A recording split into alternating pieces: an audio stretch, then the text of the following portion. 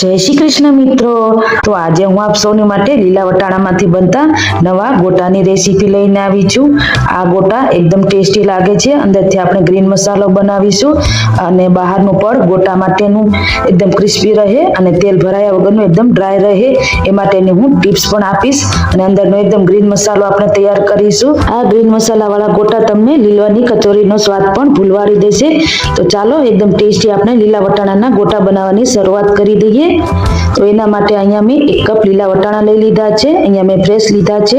જો તમારે ફ્રોઝન લેવા હોય તો એ પણ લઈ શકો છો, પરંતુ ફ્રેશ લેશો તો વધારે ટેસ્ટ સારો આવશે। અને 2 બટેટા લઈ લીધા છે। તો અહીંયા આપણે બટેટાને બાફી લઈશું અને જે વટાણા લીધા છે એને આપણે અધકચરા ચીલી કટરમાં વાટી લઈશું। તો અહીંયા આપણે અધકચરા વાટવાના છે, એ વાતનું ખાસ ધ્યાન રાખવાનું છે। તો હવે આપણે ગોટા માટેનું બેટર બનાવી લઈએ।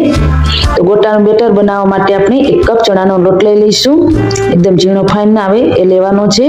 ત્યારબાદ એમાં અડધા લીંબુનો રસ ઉમેરી દઈશું। અહીંયા તમને જેટલું ખાટું મીઠું પસંદ હોય એ પ્રમાણે વધારે ઓછું કરી શકો છો। સ્વાદ અનુસાર મીઠું અને 1 ચમચી જેટલી ખાંડ ઉમેરી દઈશું। હવે અહીંયા મેં અડધો કપ પાણી લઈ લીધું છે। તો થોડું થોડું ઉમેરતા જઈશું અને મિક્સ કરતા જઈશું। એકદમ ગાંઠો ન રહે એવી રીતનું આપણે બેટર બનાવીને તૈયાર કરી લેવાનું છે। અહીંયા હું તમને સિક્રેટ ટિપ્સ પણ બતાવીશ, જેનાથી તમારે ગોટાનું ઉપરનું પડ એકદમ ડ્રાય રહે અને તેલ ભરાયા વગરનું ક્રિસ્પી બને એ રીતની હું તમને ટિપ્સ બતાવીશ। તો વિડીયો એન્ડ સુધી જરૂરથી જોજો અને વિડીયો પસંદ આવે તો લાઈક કરી ચેનલને સબસ્ક્રાઇબ કરવાનું ભૂલતા નહીં। તો થોડું થોડું પાણી ઉમેરીને અહીંયા આ રીતનું બેટર બનાવીને તૈયાર કરી લીધું છે। કુલ ટોટલ અહીંયા મેં અડધા કપ પાણીનો ઉપયોગ કર્યો છે, થોડું થોડું ઉમેરીને। હવે અહીંયા આપણે 1 ચમચી ચોખાનો લોટ ઉમેરવાનો છે। આ રીતે ચોખાનો લોટ ઉમેરવાથી તમારું જે ગોટા માટેનું બહારનું પડ હોય છે એકદમ ડ્રાય બનશે અને તેલ ભરાયા વગરનું બનશે અને ગોટા એકદમ ઉપરથી ક્રિસ્પી બનશે, ઉપરનું પડ અને તેલ બિલકુલ નહીં ભરાય ગોટામાં। તો આ સિક્રેટ ટિપ્સ તમે જરૂરથી ધ્યાન રાખજો।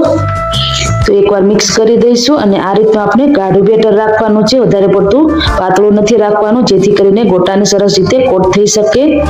તો ફ્રેશ લીલા ધાણા ઉમેરી દઈશું અને આપણું ગોટા માટેનું બેટર બનીને તૈયાર થઈ ગયું છે।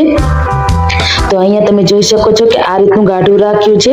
હું તમને ચમચીની મદદથી પણ બતાવી દઉં। થોડું ગાઢું રાખશો તો ગોટાને સરસ રીતે કોટિંગ થઈ શકશે, એટલા માટે આ રીતનું રાખવાનું છે। હવે આપણે લીલા વટાણાનો મસાલો તૈયાર કરી લઈએ। તો એના માટે આપણે કડાઈમાં 2 મોટી ચમચી તેલ ગરમ કરી લઈશું। તેલ ગરમ થાય એટલે જીરું અને હિંગ ઉમેરી દઈશું। 2 ચમચી ક્રશ કરેલા આદુ મરચાં ઉમેરી દેવાના છે। એને 1 મિનિટ માટે સાતળી લઈશું। સંતળાઈ જાય એટલે આપણે જે ક્રશ કરેલા વટાણા છે એ ઉમેરી દેવાના છે। અહીંયા અમે કટરમાં આ રીતના અધકચરા વાટી લીધા છે, ફાઇન પેસ્ટ નથી કરવાની, આ રીતે અધકચરા જ વાટવાના છે। એને એકવાર મિક્સ કરી દઈશું। હવે અહીંયા આપણે કાચા વટાણા લીધા છે, એટલા માટે આપણે એને ધીમા ગેસ ઉપર ઢાંકીને 3 મિનિટ માટે થવા દઈશું। વચ્ચે વચ્ચે ચેક કરીને ચલાવતા રહીશું। તો વટાણા 3 થી 4 મિનિટમાં સરસ રીતે બફાઈ જાય છે અને સરસ રીતે ચડી જશે। તો વચ્ચે વચ્ચે 1-2 વાર ચલાવી લેવાનું છે। તો હું એકવાર ચેક કરી લઈશ। વચ્ચે મેં 2 વાર ચલાવી લીધું હતું। વટાણા આપણા સરસ રીતે ચડી ગયા છે। તો હવે એમાં આપણે જે બાફેલા બટેટા તૈયાર કર્યા છે તો એ ઉમેરી દઈશું। અહીંયા તમે બટાટા તમારા ટેસ્ટ પ્રમાણે વધારે ઓછા કરી શકો છો। એ બંને વસ્તુને મિક્સ કરી દઈશું। અહીંયા ગોટા બનાવવા માટેનો ગ્રીન મસાલો જ એનો મેઇન પાર્ટ હોય છે। તો આ ગ્રીન મસાલો સારો હશે તો તમારા ગોટા સરસ બનશે। મિક્સ કર્યા બાદ એમાં આપણે મસાલા કરીશું। તો સૌથી પહેલા મીઠું ઉમેરી દઈશું। બટેટા બાફવામાં પણ ઉમેર્યું છે એટલે ધ્યાનથી હું એડ કરીશ। ચપટી હળદર અને 1 ચમચી કિચન કિંગ મસાલો ઉમેરી દઈશું। ગરમ મસાલો તમારા ટેસ્ટ પ્રમાણે વધારે ઓછો કરી શકો છો। અડધા લીંબુનો રસ અને 1 ચમચી ખાંડ ઉમેરી દઈશું। આ બધી વસ્તુને મિક્સ કરી દઈશું। એકદમ ટેસ્ટી આપણો ગ્રીન મસાલો બનીને તૈયાર થઈ ગયો છે। 1 મિનિટ માટે ચલાવી લઈશું અને ત્યારબાદ આપણે ગેસની આંચ બંધ કરી દઈશું। માત્ર 2 થી 3 મિનિટમાં જ આ મસાલો બનીને તૈયાર થઈ જાય છે। 1 ચમચી ધાણા જીરું પાવડર અને ફ્રેશ લીલા ધાણા ઉમેરી દઈશું। તો આપણો ગોટા માટેનો એકદમ ટેસ્ટી ગ્રીન મસાલો બનીને તૈયાર થઈ ગયો છે। આ મસાલામાંથી તમે પરોઠા પણ બનાવી શકો છો અને કચોરી પણ બનાવી શકો છો।